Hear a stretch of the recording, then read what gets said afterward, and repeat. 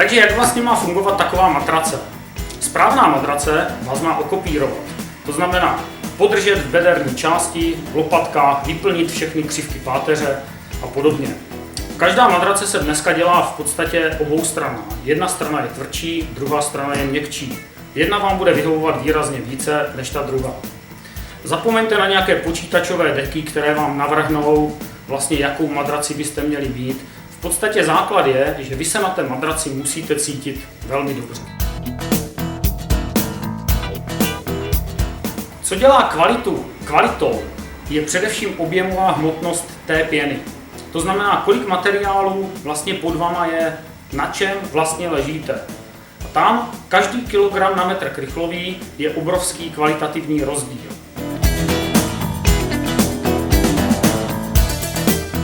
Další důležitý faktor, který dělá kvalitní madrací, je potah. Jestli je doplněn o nějaký antialergen, jako jsou třeba stříbrná vlákna nebo nějaká sloučenina z aloe vera a podobně, a potom nedílnou součástí též výška madrace. Všechny tyhle tři faktory nám tvoří cenu madrace.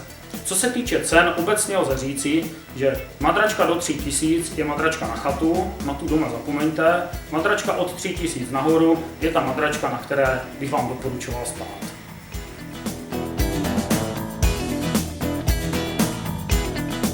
Co se týče tvrdosti madrace, tak to je ta individuální záležitost. Někdo má rád tvrdší, někdo měkčí. Zase zapomeňte na číselné označení tvrdosti madrací, protože jednomu to bude vyhovovat, druhému nebude vyhovovat.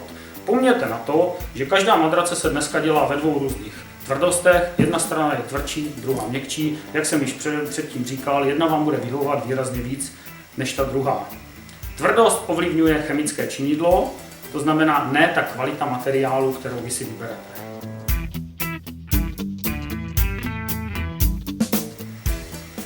Pokud si vyberete některou z našich prodejen, budeme rádi. Čeká na vás odborně vyškolený personál, který je připraven vám pomoci a poradit s výběrem madrací. Na každé prodejně je k dispozici minimálně 20 typů madrací, z kterých vám vybereme 2-3, které budou nejvíce vyhovovat vašemu profilu. Budu se na vás těšit na některé ze svých prodejen. Pokud budeme mít tu smůlu, že se zrovna nepotkáme, najdete mě na našich webových stránkách www.nábytek.uh.cz a nebo na Facebooku